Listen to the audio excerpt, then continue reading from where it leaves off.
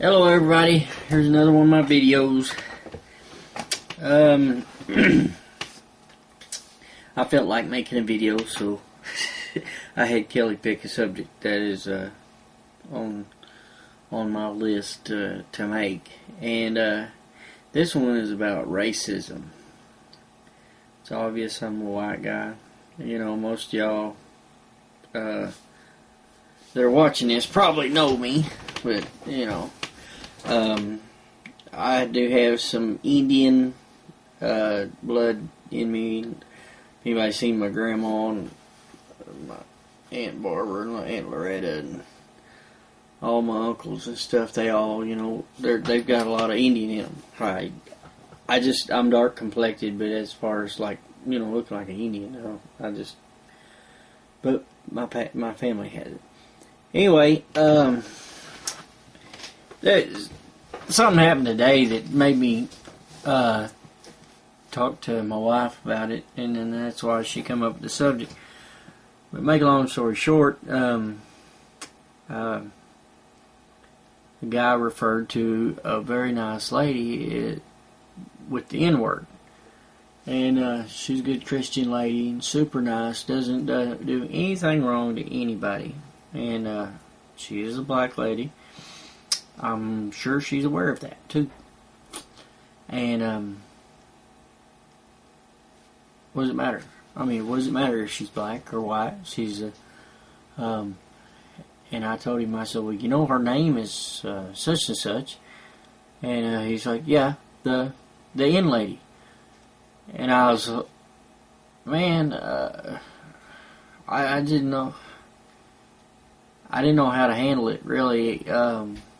I mean, of course, you know, I guess I could have went off on him. I could have knocked his block off or something. But, I don't know. I want to tell a little story about my grandma. She's the one that raised me, and she tried to raise me up racist. I'm not going to lie to you. She tried her hardest. I wasn't allowed to have any black friends, like, in the house. And if she noticed that I was getting real close, real buddy to some, you know, out there, like if we was playing outside or something, she'd have them run off. Well, or she'd tell me not to, you know, you don't need to be hanging around. And the neighborhood I raised in, it was mostly black. Well, the circle was back behind me. As you know, I went to school with a bunch of kids that lived right behind me. Anyway, she on and on and on. I couldn't understand it because I had all kinds of friends in school that was black, and I never looked at them as black. I looked at them as a friend, you know, because there's bad people in white, brown, purple, green. I mean, all different colors. And I never understood it, but I have respect for her. You know, I had to. And I remember one day she always used to fish at floodways, and she'd carry a Derringer with her, kept it in her bra. And my great grandma went too, and they fished all the time. Well, anyway, she carried that gun, and she always says, "You watch them black people down there. You know how they are." It's like, what? How they're fishing just like you are? Well, anyway, something happened to my great grandma that day. It's been many years ago. I don't remember what, but something. I don't know if she maybe had chest pains or something. But my grandma was trying to get my great grandma up the ditch bank there at the floodways, just east of Kennett, northeast of Kennett. And anyway, couldn't get up the ditch bank very good because I mean it was muddy or something, you know, and rocky and different places. And anyway, the next thing you know, this black arm comes up underneath my grandma. And another arm got up underneath my great-grandma, and up they went.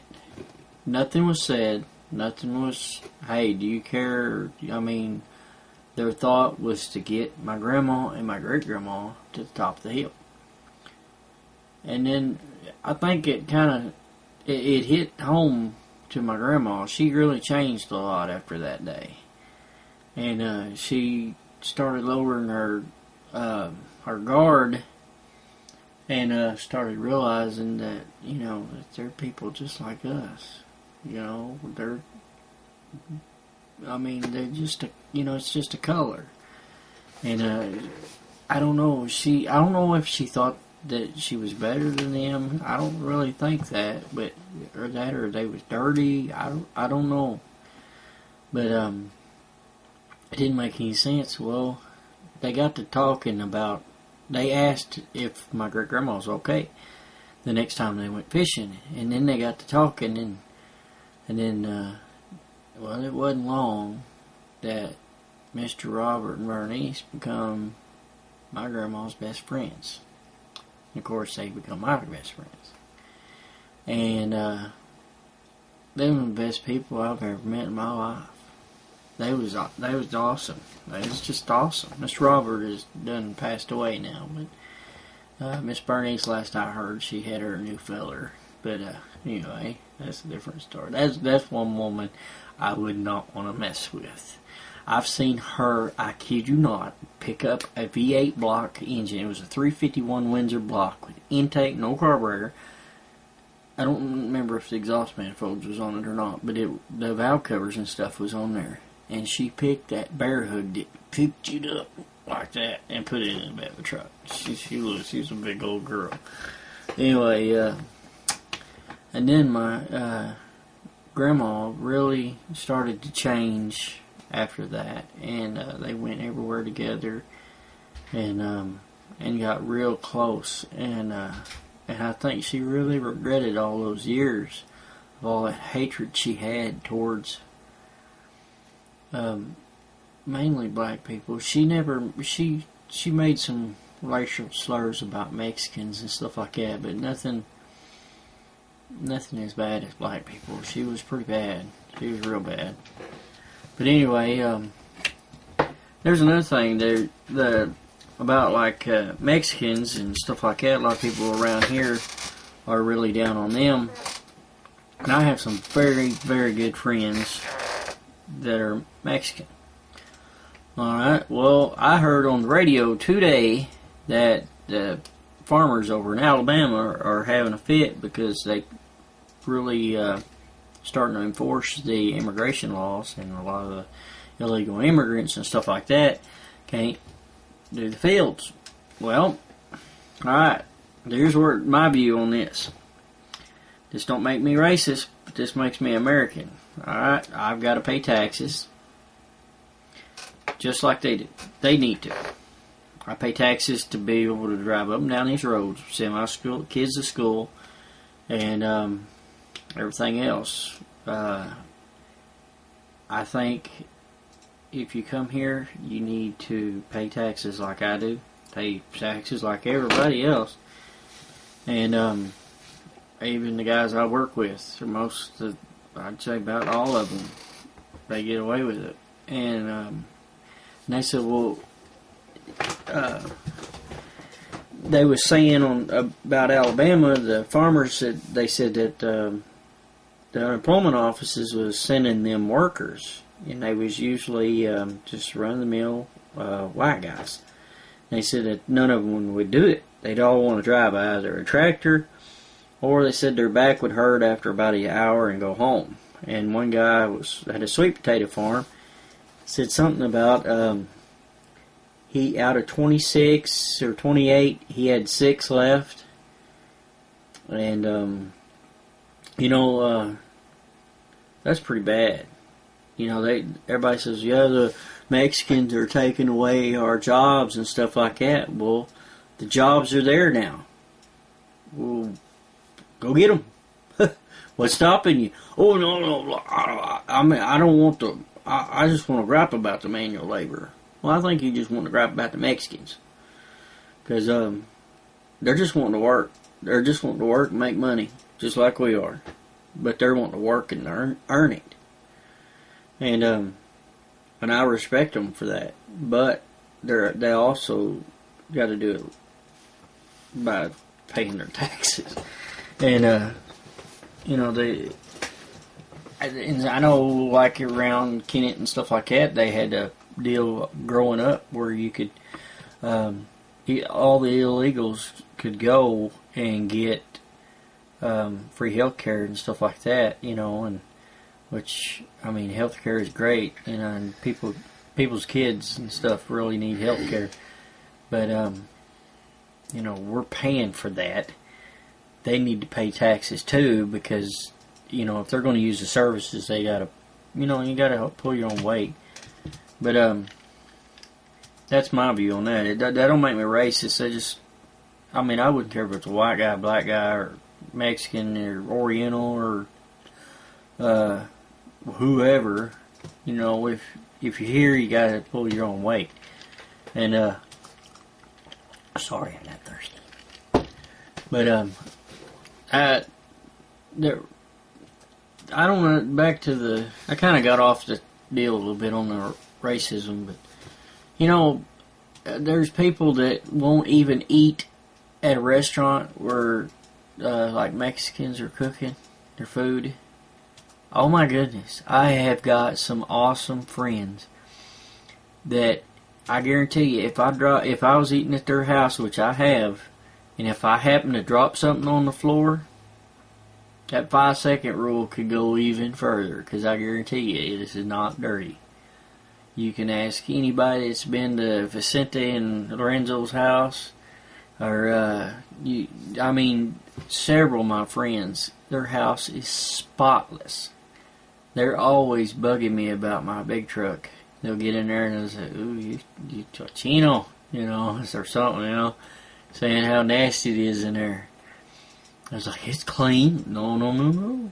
But anyway, there's dirty Mexicans, but there's dirty white guys. There's dirty black guys.